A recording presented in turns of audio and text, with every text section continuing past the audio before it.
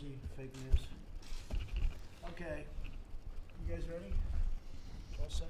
I'm pleased to welcome the leaders and friends of mine, in many cases, of the National Association of Police Organizations. We have some of the great police representatives in the country here, maybe the best, I would say. Pat, what do you think? The best?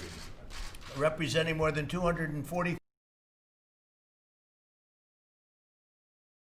Thank the association president, a friend of mine, Mick McHale, who who's been tremendous, who I call on occasionally to say what the hell's happening in a certain location, and he gives me the advice, and I was very honored to receive the endorsement. That was a great endorsement. We very much appreciate it, Mick. The entire leadership team is here today, representing large portions. What would you say the percentage of police in the country are represented in this room? Big portion? Yes, sir. Yeah, very big portion. I appreciate it. Also, I want to thank our Vice President, Mike Pence. He's been very involved in a lot of issues, but this issue is one of his very important ones, I think we can say, Mike, right? Thank you, Mr. President. We're here to discuss the unwavering support of our nation's courageous police officers and our determination to defend the safety of all Americans. I just spoke on Portland. I just spoke with Chad Wolf, who's doing a fantastic job at Homeland.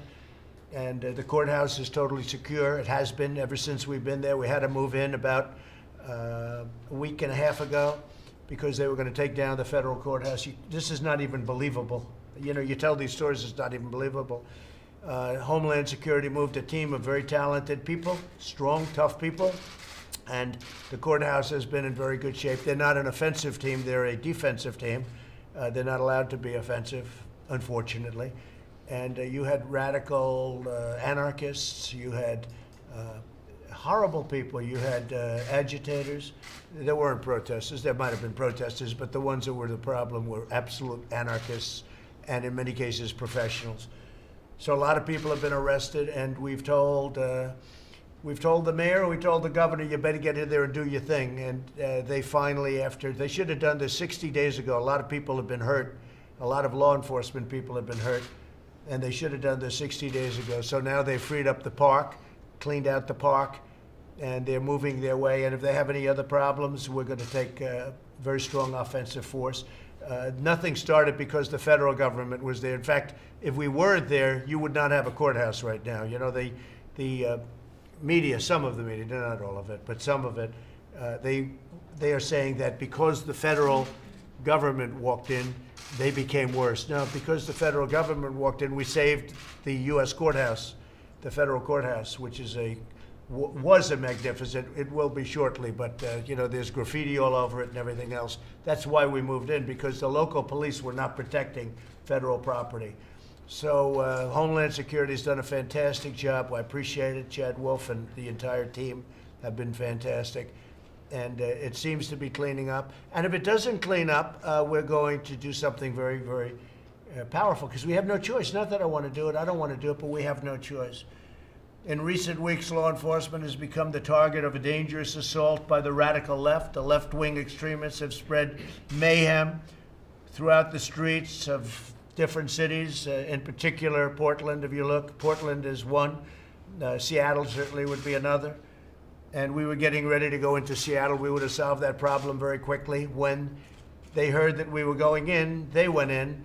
And by that time, the anarchists were exhausted, and they just raised their hand. They were exhausted and tired, and they had a lot of drugs and a lot of alcohol, and they just gave up. They just raised their hands. They were sleeping there long enough. They took over actually a piece of Seattle, if you can believe that, Seattle being a major city. And they took over a piece. So we were ready to go into Seattle. Everyone knows that. We were going to go in with force, and we didn't have to, because the day before we were going in, and we let them know, the day before we were going in, this is what happens. They went in, and the anarchists and agitators gave up, and they gave it back.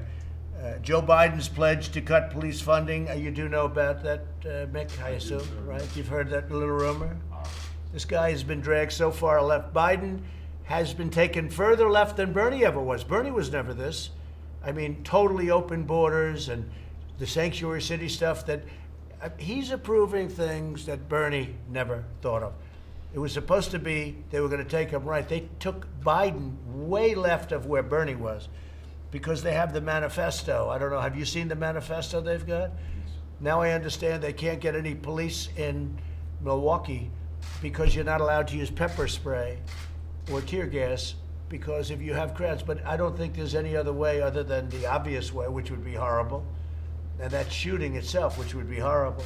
But I don't know how you can control a crowd if if that crowd's anything like what you have at Portland. There's no way you could possibly do it without tear gas and pepper spray. Pat, would you say that's a correct statement? I agree. You have to control the streets. You have to do it fairly, but you have to do it. It's pretty amazing, right? So you have no police that want to go to Portland because they know they can't do their job. You have to give them the equipment to do the job. It's incredible. They're not going to go till Milwaukee. So what's going to happen in Milwaukee, Mick? What do you think? Well, I think that they're going to have the mad exodus that we're seeing in other parts of the country. And it, again, sir, it's the exposure of these men and women who continue to suit up and provide the safety that they took an oath to. And we want to, as an association, but we speak for all law enforcement, and thanking you personally for your executive order, which allowed us to surplus equipment. That equipment is saving our lives, literally, sir, and we thank you. We thank you for all of us. Thank you. Yeah. No, that was very controversial. The previous administration didn't want to do that. We had hundreds of millions of dollars worth of equipment, really good military equipment, good stuff, and a lot of it was protective. It was defensive equipment, where like vehicles that are very strong in terms of defense capability, where you wouldn't get hurt with the windows are, shatterproof, etc., and bulletproof. And we gave that out to our police departments. It was sitting there gaining dust. That was the only thing it was gaining, was dust. And we gave that out to all of our police departments all over the country. And you have no idea, every time I go someplace, the police thank me for that. This is stuff that was just getting less and less valuable. Much of it was brand new, but getting less and less valuable, sitting in warehouses. Probably the government was paying a lot of rent to the warehouses. And it's been a great thing. So as a result of the outrageous attacks on law enforcement, violent crime has surged in certain Democrat-run cities, many of them. I mean, you look at New York, it's up 348%. Who ever heard of a number like that? Because you have a radical left mayor who doesn't know what he's doing. He doesn't know what he's doing. I don't understand even how the police can allow it to happen. That's the only thing. We talk about that. But you look at Chicago. In Chicago, more than 2,200 people have been shot. Okay, think of that, shot. Now, that's far worse than Afghanistan. We're leaving Afghanistan fairly shortly, but we see things in Chicago and other places that you don't see in Afghanistan. It's unbelievable. 40% increase from 2019. And the hard thing is that crime is down nationwide. So I'm taking all of these Democrat-run cities, and we're putting them in with the well-run cities and largely Republican well-run cities and states. And with all of this shooting that you see in Chicago and New York, and Minneapolis had a bad period, but we sent in the National Guard. The National Guard did a fantastic job, and they stopped it. That place would have burned down. Minneapolis would have burned down if I didn't force the National Guard into that city. And you saw them form, right? It's a beautiful thing. All of a sudden, you see a line of people. They walk through it like a knife through butter. And that was the end of the problem in Minneapolis. So, we have to do that. But in New York City, nearly 300 people have been shot in the last month alone. Murders are up 32% in Philadelphia and 80% in Minneapolis compared to last year. Minneapolis, great place too. And Philadelphia, you think of it. I went to school in Philadelphia. You look at these numbers. In cities across the nation, we've also seen police officers assaulted with bricks, rocks, bats, Molotov cocktails, frozen bottles of water. Somebody said last night, one of these protesters, I saw it, he said, "It's only water. How can water hurt you?" Yeah, they don't say it's frozen in a bottle the size of a football, and they throw it at the police. It's unbelievable. It's water. And then they have cans of soup, and they throw the cans of soup. That's better than a brick because you can't throw a brick. It's too heavy. But a can of soup, you can really put some power into that, right? Yes, sir. And then when they get caught, they say, no, this is soup for my family. They're so innocent. This is soup for my family. It's incredible. And you have people coming over with bags of soup, big bags of soup, and they lay it on the ground, and the anarchists take it and they start throwing it at our cops, at our police. And if it hits you, that's worse than a brick because it's got force. It's the perfect size. It's like made perfect. And when they get caught, they say, no, this is just soup for my family. And then the media says, this is just soup. These people are very, very innocent. They're innocent people. These are just protesters. Isn't it wonderful to allow protesting? No. And by the way, the media knows it better than we do. They know what's going on. I don't know what's wrong with them. They're doing our country a tremendous disservice, I'll say that. But in cities all across our nation, we've seen our police officers so badly assaulted. In Portland and the other cities, my administration is vigorously defending federal property from anarchists and criminals. We've also launched Operation Legend, surging federal law enforcement to communities plagued by violent crime. And we're willing to help Chicago. We're willing to help New York. We're willing to help Philadelphia, any city you want.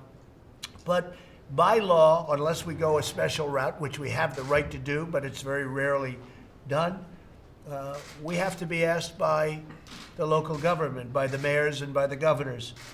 And they don't want to do it, I think for two reasons. Number one, they're embarrassed to do it. And number two, I actually think they're afraid of these people, if you want to know the truth. I actually think these are radical left maniacs. And I actually think, Pat, I think they're afraid of these people. I think they're afraid of those people that I see in Portland, and to a lesser extent that I've seen in Seattle. I mean, the Portland is a tougher group.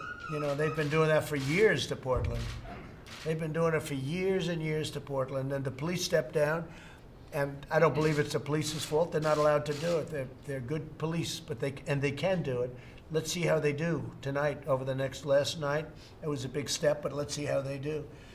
So it's an honor to have the associations here. We have been with them. I've had endorsements from so many police, and I don't even say thank you anymore. I say, what's your choice? Your choice is me or somebody that has no clue what they're doing. And I say that kiddingly, but I sort of mean it, right? I sort of mean it. So our relationship with law enforcement has been outstanding, and with firefighters. I mean, you have firefighters that go to put out a fire, and people are shooting at them. They're literally shooting at them as they're putting out the fire. Guys are going up on ladders, and people shoot at them. But we have great support from firefighters. Usually just the top one or two people don't support us, you know, because they're used to something else. But everybody in there, we have tremendous support from the police, the firefighters, and almost every group of people that are associated with the things that we're doing and doing really well. But I want to thank you all very much from the bottom of my heart. I appreciate those endorsements. We really do. It's really great. And you will never be let down with me. I have tremendous respect for what you do. It's dangerous. It pays not as well as they could do elsewhere.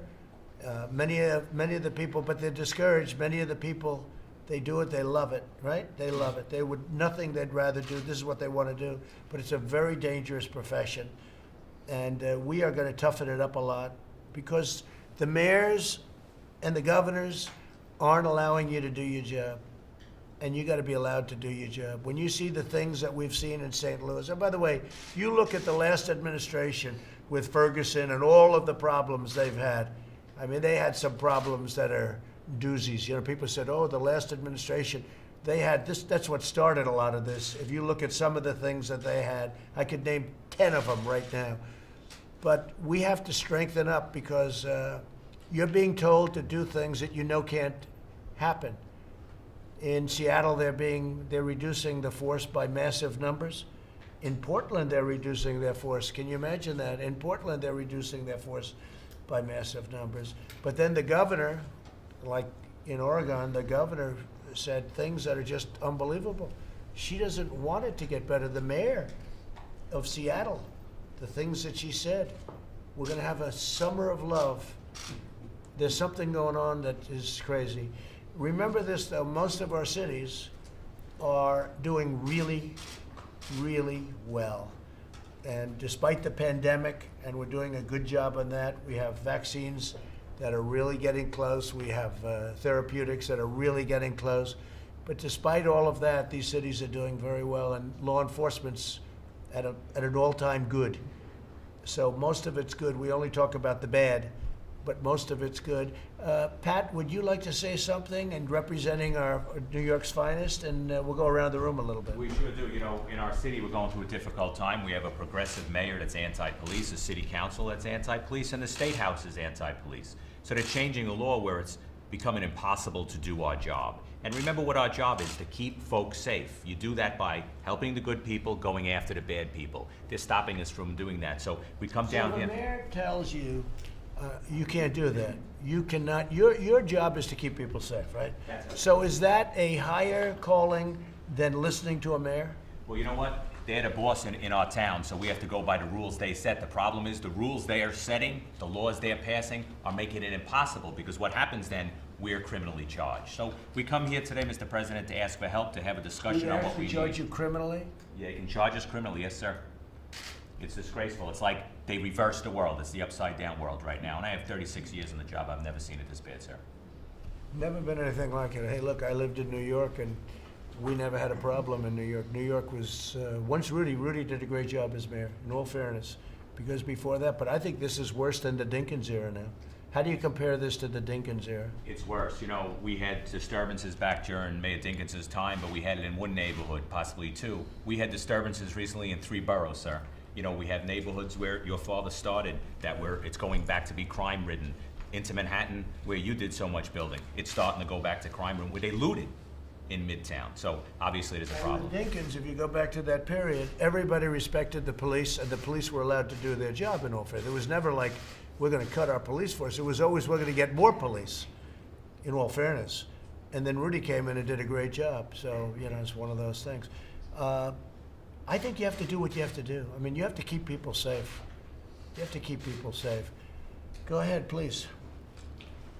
Mr. President, it just, you know, the level of attacks that are going at us, going after our qualified immunity, going after our due process rights, it's a complete assault on the people who are paid to protect the citizens. And if we can't do our job, in Massachusetts, they want to file bills that we will not be able to put our hands on somebody unless we're arresting them. So if we're dealing with disorderly people, intoxicated people, people with mental health issues, trying to get them into an ambulance, get them to a hospital, we could be sued. And you can be sued individually or as a force? Individually, Mr. So are they President. taking immunity away from you? They're trying very hard, Mr. President. Yeah, that's the next move. You know, they want to take immunity away from police so that if you do what you have to do and you do it right, you can get sued. I mean, the whole thing is just crazy. So you're having a hard time in Massachusetts? Yes, Mr. President. We're working very hard. The unions are sticking together, working very hard, and hopefully we can curb some of this. Is the governor trying to help? It hasn't gotten to his desk yet, Mr. President, but we're hoping that we've made some very solid arguments on all these issues where he can slow the process down. You guys have to stick together. You got to do what you're doing. I mean, you can't let it happen. You know exactly. For instance, when you have a problem in Massachusetts, are you allowed to use pepper spray? Yes, Mr. President. So you are. Do you think they're going to end that? Are they thinking about that? That ending is it? one thing they have not gone after, Mr. President. But they It's are going impossible. after. They are going after our canines. They are going after the tear gas, and our canine officers. How are the canines? Very effective, I would imagine. Yes, Mr. That's- President. In multiple areas. Yeah, right. And they're going to stop with the canines. They are trying to limit their use, Mr. President. And how about you, my friend? We represent almost 33,000 law enforcement officers in the state of New Jersey. And, you know, I was talking this morning with these guys, and I said that the defund the police is already, the experiment has already proven how poorly it is throughout the country. In New Jersey, they're talking about the new use of force policy with proportional force. And my response is, if you want to see a fair fight, go to a wrestling match where 185, you know, fights 185. we want to end these resisting cases as quickly as possible. There's nothing pretty about somebody resisting arrest. And if you're going to use proportional force, it's going to, So what does that mean? That means you can't put 2 on 1, you can't put 3 on 1. What does that all mean? You mean you have to give the criminal a chance? Is that what they're We saying? have to fight fair, I think, to place them under arrest. We have, That's one I've never even heard of. Have you heard of that one, John? That's one. but nationwide, you know, it's proportional. It's use of force continuum. You can always extend, you can always go up in one level. And in New Jersey, the discussion now is the proportional use of force, which to me is going to make us look worse on the street. You know what people don't understand is that the people, the voters, are with you guys 100%. I'll bet you if you looked, it would be really, I don't want to say a number because then they'll say, oh, he was wrong on the number. The number is, 2 points lower. It would be tremendously, it's a tremendous number. The people of our country love you guys. The people of our country want protection. They want safety. And what they're doing is they're just stripping, this radical left movement is stripping you of everything. And we're not going to let that happen. How about you? Well, I work for the National Association, so I work for all these gentlemen and all their issues. So you see it all, right? Yes, and I just want to say thank you for giving us a seat at the table. Okay, here's a question for you. So you work for all. What do you think is the worst? Where are they treated the worst? The police. Where are they treated the worst? And where is the biggest onus of problem? In other words, who here at this table, and this is just a small group of what we have, what area is treated the worst? Is it New York? Is it Massachusetts? You just said something. Although what I heard from New Jersey, I'm shocked because I know those great troopers on the highway. They pulled me over on occasion for speeding. No, for speeding. I haven't got one of them recently, but I'd get pulled over and I'd look at those guys. I'd say, that guy, I'm not going to mess with that guy. But who do you think is, what area is treated the worst, meaning they've taken their power away? I don't think there's just one area. We hear from our membership across the country about various attempts to handcuff cops and their ability to do their job. I just think it depends on the area and what policies people are trying to push. I think cops across the country are having a very difficult time doing their job with very little public support. Obviously, the most of Americans. Well, you have really public support, but it's sort of that silent majority that we talk. But it's not a silent majority, it's a massive majority. It's not anything about the word majority is not a good enough word. You have tremendous public support. And these people feel they have to do this, the politicians, in order to stay relevant in this far left movement. John, what would you say about that? Who would you say is treated the worst in terms of areas? I'd say him. New York? Yes. Yeah, listen to the Pat One yesterday. of the worst, Pat. It can't be much worse than that. It's getting worse by the day. Each morning you wake up, first you get a text on the number of shootings and deaths you had the night before. Sir, you remember when you were building in Manhattan and crime was out of control. We're back to 1993 numbers. Who thought we'd be back there? In South Jamaica, the numbers have gone crazy. When we turned the city around, now it's starting to slide back. I'm worried about the slide, sir, but the slide's going to continue. And you could solve that rather quickly if they gave you your power back, right? We've proved it. We've done it. We want to do it again. Yeah, no, it's easy. It's very, I mean, for you guys, that's what you want to do. So that's our job. And This is remember, hard. What you're doing now is hard. This is hard, and what folks in our city hall forget that, we're police officers, we have a shield on our chest, but we're also citizens. We're also in the church, synagogue, or mosque. We're also at the same street corner, dropping our children off, going to the same schools. We're in the same shopping malls, the same grocery stores. So we're part of the community, and they're trying to cut us I out. remember 2 years ago, 3 years ago, when the police didn't respect the mayor. They haven't changed, in all fairness. But they would literally turn their back on the mayor.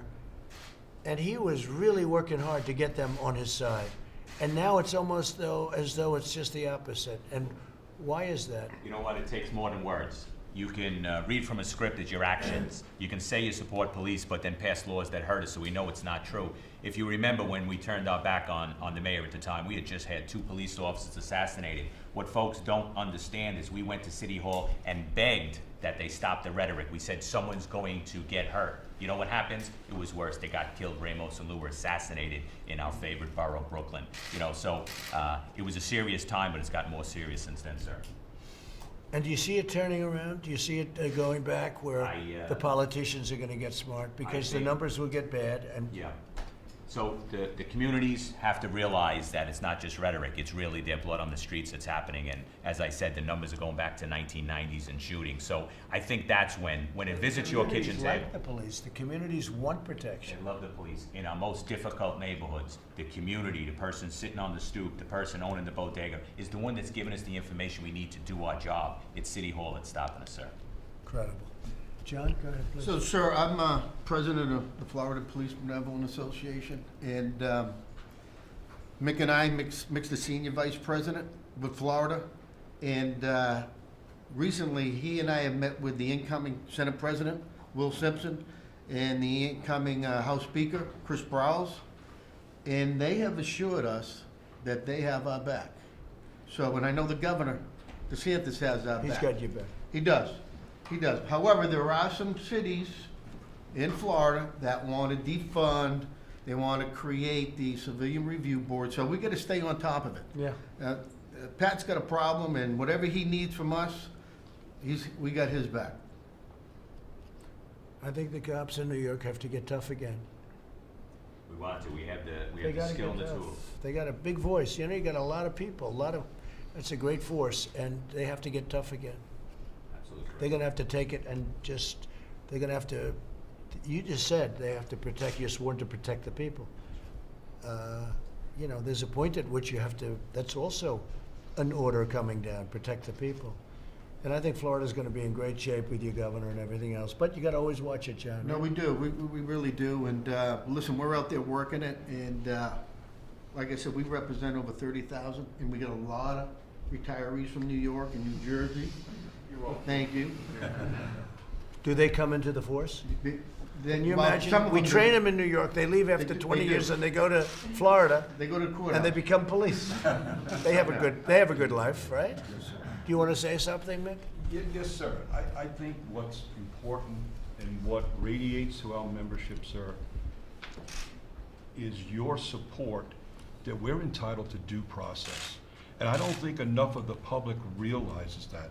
But your message, getting behind our profession and simply saying, we have due process as part of our state constitutions, and obviously we have a national due process that we're entitled to. That's all we ask for. Again, they're going each and every day under attack, but they raised their hand, they took an oath, and they're not gonna give up. And it's your message, but it's your administration. The Attorney General has been to many of our cities, many of our functions, and he delivers the same message, and it's always from you, sir. We got your back. That's the most important aspect we could ever seek in our profession, to know somebody has our back. Well, In the what do you military, do- they say covering your six. Right. Sir, you're covering our six, and we thank I you. am covering you, but what do you do when you have a radical left, crazy mayor, and they're giving you orders that you know will lead to tremendous death and crime? Are you allowed to do your job, or are you gonna have to listen to this crazy man that got appointed? Is there something you can do? Because I'll tell you, if you don't do your job, you're gonna have certain cities in this country that are gonna end up like Portland. The mayor goes into the crowd the other night, and I watched very carefully, and I saw exactly what happened. He was excoriated. They went after him. It was incredible, right? Yes. And shouting at him, resign, get out of here, we don't want you, horrible. And yet I watched on NBC News, Lester Holt, on your news, Peter. If you watch that newscast, it was though it was a big, beautiful thing that he went in with the people. They didn't show the shouting and the get out of here, and they were rough. They would have ripped him apart. Peter, he had 5 bodyguards. 5 bodyguards. If he didn't have those bodyguards, you'd be talking about a funeral right now, because they were looking to do a bad thing on him. And he got out with his life. And yet I watched NBC, I was watching for some reason, NBC Nightly News, not even MSDNC. I'm watching NBC Nightly News, and if you watch that, it looked like he was a man of the people, the mayor. They would have ripped him apart. It just shows you, you need some help from the media. You need a little fair help from the media. What would you say, John? I agree, Mr. President. I'm from New York City also with Patty, and I cover south of 59th Street, Manhattan South. The old show Beretta, if you remember? Their theme song was "Don't do the crime if you can't do the time." They're not doing time anymore. And the police want to do their job, and they're out there doing their job. It's not even a revolving door anymore. It's an open door where it comes right back out. The riots, the same people looting, were arrested 3 nights in a row. They were back out the next day with their teams. The police want to do their jobs. They want to protect the communities. They love their communities. And yet they go after General Flynn, who did nothing wrong. No relation. They go after General Flynn, I know, I was just saying, you look like his brother, maybe a little bit, slightly different, John. But they'll go after General Flynn and these people Yeah. that did nothing wrong. They desecrated St. Patrick's Cathedral. Whether it's a cathedral, a mosque, a synagogue, there's a gentleman who's paid the Blue Line in Staten Island down the street, and he's getting letters of threat from the city to cease and desist. They're painting the line. The buildings all over Manhattan are scribbled with anti-police messages and other things, and nothing happens. But you paint one blue line down the street, and they want to summons you and possibly arrest Good you. point, it's true, it's true. They can do whatever they want. You do one blue line, and they make it like it's a mortal sin, right? Yes, sir. That's terrible. Do you ever think you'd see that? No, sir. And this has been happening now for a long I time. would never thought there'd be torturing police vehicles in Manhattan, lighting them on fire. And you could stop it instantaneously if you had the orders, right? Yes, sir. Instantaneously. I saw that. Jumping on top, hitting them with sledgehammers. And the And cops want to stop it. And they do. want to stop Yeah. it, yeah. They'd stop it very easily. Please, go ahead.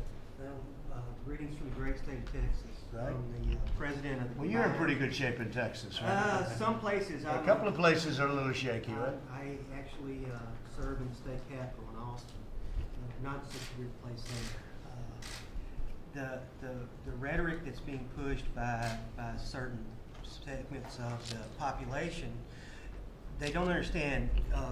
Everyone that goes to work and takes a job as a police officer, or the vast majority, are there to make a difference and to protect their communities and to serve. You're going to get to a point in America, if this continues, where you're not going to be able to find people that are willing to take this job. We don't make the laws, we enforce. Who's gonna wanna take a job where you don't have the backing of the people running the city, the elected people running the city? It's becoming a problem. Yes, sir, it is. It's becoming a major problem all across the nation. We In New don't York, write laws, we just enforce the laws that the politicians write. In New York, they fired some of the best policemen in the world, your crime fighters, and they let them go. How many was that? What group? You know, we're losing huge numbers, and we have a problem on both ends, sir. We're losing members that are deciding to retire, upwards of 1,000. They're canceling classes of our young women and men that want to come on the job and serve, so they're not even bothering hiring them. And then, of course, that's going to drop too, because who would want to go into this profession at this time on this day? It's a problem, sir. So I think you're talking about the We're gonna get anti-crime it unit? changed. The anti-crime unit in New York. Yeah. That unit. The anti-crime. That's what I did before I became on the Were board. you on the unit? Yes, sir. Right. And patrols out there every day, but they answer the radio. They're in uniform, and they respond from call to call, and the calls are getting so much more increased. Those guys in plain clothes, they went out and they looked for the bad guys. And they took the guns off the street. And they really, did they have more shootings? Of course, because they're the ones going head to head with the guys with the guns. As soon as they canceled that unit, that weekend, that's when the shootings rose incredibly. And the bad ones knew it too, Oh, yeah. because they know the guys and they say, hey, we're not gonna mess around with these guys. And now all of a sudden they heard they were fired. Oh boy, we have a free reign. That's what happened, right? So they went back to So patrol. simple to understand. It's so simple. If the media the media is part of the problem, because they don't report the news the way it is. They don't report it.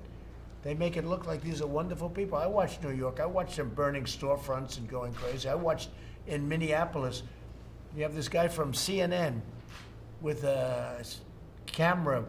The city was burning behind him. And he's talking about what a lovely group of protesters. It's really disgraceful. The media is a big, I call it the opposition party. The media is a big part of the problem. There's really the fake news. It's a big part. They don't report it because it's common sense. It's so simple to understand. Hopefully Texas will be in great shape, okay? How about you down there? How are you? Mr. President, thank you very much. I'm Bill Johnson. I'm the Executive Director for NAPO, and I kind of have a similar perspective to Andrea did in terms of nationally, all the problems that we've got, big cities, small Okay, towns. so I'll ask you the same question. So where are you having the worst time? I think, obviously, the violence that's going on in cities like New York City and Portland, Oregon is horrible. What about Wisconsin, where they take the pepper spray and the tear gas away? What about that? Those are difficult also. And there's also another problem where you have cities like Minneapolis, for example, where the violence has been quelled, but now you've got the city council voting to disband the entire police department. That's a whole nother kind of stress. It's bad for the officers, They their want to families. disband the whole police department. Dismantle. So, Yes, Mr. yeah, they President. want to dismantle, right? But- Dismantle the whole police department. Yes, Mr. President. Of course, the people who voted for that maintain their own private security. That's okay. But the shopkeeper, the guy running the gas station, the person trying to take the trash out in the middle of the night from the McDonald's can't call the police. So when you guys are hearing the term abolish, they use the word abolish the police, abolish the departments. Some of these people are actually serious about that. They are, Mr. That's not just rhetoric. No, they're insane, but they're serious, Mr. President. And it's the cities and it's the men and women who are going to suffer. I mean, it's elementary. And but they don't seem to defunding get they're it. already doing. I mean, defunding they've started. Yes, Mr. New York President. took off $1 billion, right? So, Yes, Mr. President. So defund and abolish, and that's their favorite of all phrases: defund and abolish. Yes, Mr. President. And then once they do that, who knows what their next step's going to be? Who's gone the furthest of the cities In to terms of- defund and abolish? I think Minneapolis, as far as I know, where they've actually had, I understand it was a unanimous vote by their own council to It's completely just do a- away with it. And yet the leaders have armed police around their house, right? Yes. That's Mr. nice. President. Go ahead, please. Mr. President, thank you so much for taking this, Mr. President. My name's Mark Alvaro. I'm from New Jersey. I'm Pat's Executive Vice President. We're in trouble. Our governor turned her back on us about a year ago. Our Attorney General's turned her back on us. The legislature's pretty much is throwing crazy bills at us. We're in a fight for our lives and our members for our lives. Our guys and girls are really in trouble in New Jersey right now, and we really need your help. So surprised to hear about New Jersey. They Because really I know turned the their troopers back so on us. well, I know the whole group so well, I'm so Politicians surprised. turned their back on us overnight. And if we had a problem, I'd be the first one to say, we have a problem here and we have to straighten it out. We are 47th in shootings, and we're the densely populated state. So there's not a problem in New Jersey. If there was, I'd be the first one at the table saying we have a problem. But they're coming out with some crazy legislation, and they're coming out. But those numbers will go up, those numbers will change with time, Absolutely. if they do what you're saying. No, I'm talking about police shootings. We are 47th lowest. Yeah, And no, we're the that's what I densely- mean, yeah, that's what I mean. And another thing is they closed the mental institutions in New Jersey. They put all the homeless and the mental people on the streets, and we're supposed to deal with them. We're not trained psychologists and psychiatrists. When did they do that? So they have, they just, it's been years already. So now it's getting worse and worse, and every time you go to an emotionally disturbed house, we're not supposed to, when mommy's calling up screaming and yelling, my son just stabbed me, and we walk into the house with a butcher knife full of blood, and you shoot the person, we're not supposed to know that he had problems and has emotional problems. right. So we're supposed to deal with this in a matter of seconds, make that split decision. That's on TV, it's great, but in reality, Mr. President, it's scary situations, and our guys go to jail for shooting somebody, or for protecting their own lives and their families' lives. That example is something that And, happens. Mr. President, I never understood what fake news was until you said it all the time, and I can't believe how bad fake news is, as you say all the time. Yeah, no, I've said it, and I've learned, I thought it was fake before I got here, but not as bad as it is. It's really it's a tragedy, what they're able to report or not report. You know, what they don't report is in many ways even worse. Mike, please. Well, thank you, Mr. President. I'll be very brief.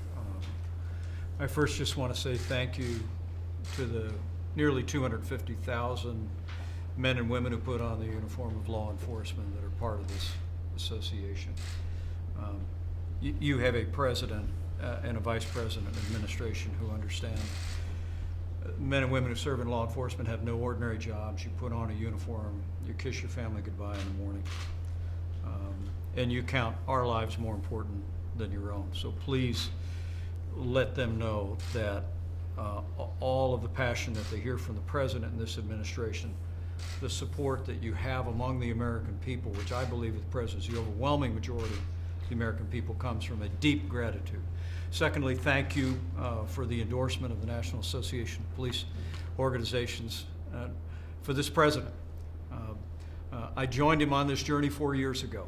I saw the connection that he had with law enforcement from the very first day, and I know that police officers across the country have supported this president each and every day because they know that he understands the job that you do and supports your work.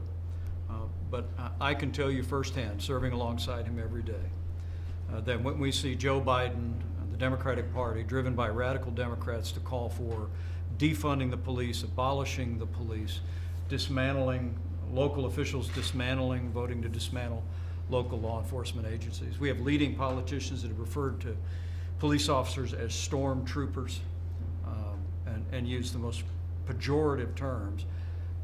I want to say to you that it has only steeled this president and this administration's resolve to back the blue. And we are not going to defund the police. We're going to support law enforcement every day, as the president has said, through Operation Legend, through the COPS program, 4,000 police officers, through the president's executive action to give law enforcement agencies more tools to do better policing, even while we improve the quality of life for people all across our city. So I just want to be clear with you. Right next to him each and every day, I can tell you that everything you had heard from him 4 years ago when he was first running for president, his devotion to men and women in law enforcement has only been steeled by the rise of the radical left and the attacks on law enforcement, and we're going to be with you every step of the way. This president, this administration will always back the blue. And we're working on additional support because you need that. We're the opposite of defund. And you're talking about peanuts by comparison to what they do and the damage they do and the lives that they destroy. You're talking about a very small amount of money. So we're with you all the way, 1,000%. And I want to thank you all for being here. I really appreciate your support. We'll never let you down. I'm for you. I mean, just by nature, it's natural. It's common sense. And you know what? If I thought you were doing a bad job, I'd let you know. You know that, Mick. Yes, sir. You know that, Pat. I'd let you know. Yes. But you're not allowed to do your job. That's the problem. You're not allowed, and you're dying to do your job. You could have stopped that New York stuff the first night. In 10 minutes, you could have stopped it. And you would have saved a lot of lives and a lot of anger and a lot of hardship. And a lot of COVID, by the way. You would have stopped because I saw them marching on top of each other. You would have saved a lot, and you wanted to do it, and they wouldn't let you do it. I saw that. They wouldn't let you do it. They were going actually the opposite way. Turn your back, and then people start getting hurt. That had nothing to do with it. They were getting hurt. They just don't let you do your job. All right. Well, I want to thank Jennifer. Go ahead. Go ahead. On the negotiations with Congress, Yeah. I think the Democrats are hoping to hear directly from you on what you support. Would you be willing to? I think the Democrats don't care about the people of our country. I really don't. I told my people, the Democrats do not care about the people of our country. They don't want to do what you should be doing for the people of our country, whether it's unemployment or anything else. And all they care about is the election. And they're going to lose the election. You see what's going on with the polls right now. I guess we just got one over 50%. Rasmussen just came out. You see what's going on. Because the people get it. The Democrats are playing for November 3rd, and we're playing for the good of the people. It is a disgrace that they're not negotiating. But they're only looking to play a political game. I happen to think it's a bad political game. I think it hurts them. I know Okay. that they look at you and what you say publicly different from what they hear from Venusian and Meadows. Are you willing to spell out exactly what you want right now? They know what I want. And what I want is I want our people to be able to live and live well, because it wasn't their fault that China brought in this pandemic, that China brought in this plague. It's China's fault. You want to know the truth? China should be paying for it. And maybe they will. Maybe they will. You'll watch. You'll watch. What else? Mr. President, if we can ask you specifically, we heard yesterday your frustrations about how long it'll take to count the ballots here. Then why are you spending more energy to get the resources and the funding for the states that they want to be able to secure this election for all Americans? Peter, you know nothing about my energy. Okay, What you know are you- nothing what are you about doing specifically? you know nothing about what I'm doing. What are you know, doing? Listen, you know nothing about what I do. The Americans are listening. So What are you doing? NBC, I just told you about the false report that NBC put out the other night about the mayor of Portland. And this is the kind of stuff you get. You'll see what happens, and it's common sense. Everyone knows mail-in ballots are a disaster. You just have to take a look at the last recent, take a look at New York City. Look at New York. They're still counting your ballots, Pat. Do you know that? They had a race, a small race by comparison. By comparison, tiny. It's so messed up, they have no idea there are ballots missing. Thousands and thousands of ballots are missing. They think they're going to send hundreds of millions of ballots all over the United States, and it's going to come out. You won't know the election result for weeks, months, maybe years after. Maybe you'll never know the election result, and that's what I'm concerned with. It'll be fixed, it'll be rigged. People ought to get smart.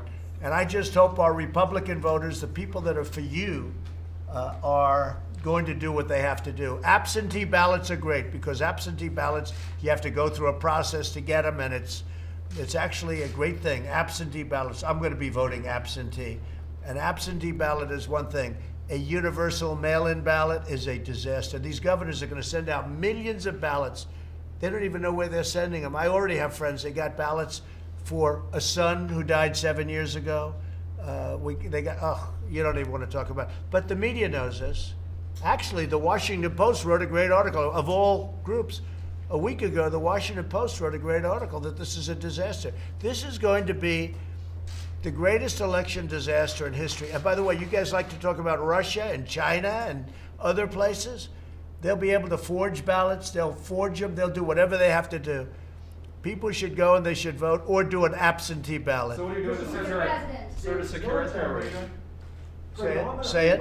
The military predominantly votes by mail or absentee. Absentee. And so. You didn't understand me. I said absentee ballots are actually a very good thing. Absentee ballots are secure and they're very good. But universal mail-in are a disaster.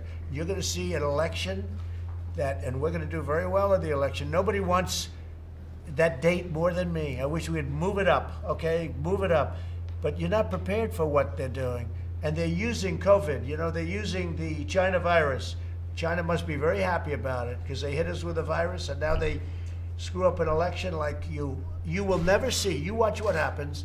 I don't think you'll ever give me any statement. I guess Trump was right, but the people know I'm right. Watch what happens. New York City has a little election. We just talked. You got to see. Do you know how far they're never going to have the result of that election? Never the correct result. They'll probably announce something at some point. But when did that take place? Like 5-6 weeks ago. Absentee ballots, great. Going to the polls, great. If you do universal mail-ins with millions and millions of ballots, you're never going to know what the real result of an election is. It's going to be a very, very sad day for our country. Go ahead. On this topic, sir? If the system is a disaster, as you say, why not commit to putting in resources to fix it? We're putting in all the resources you can.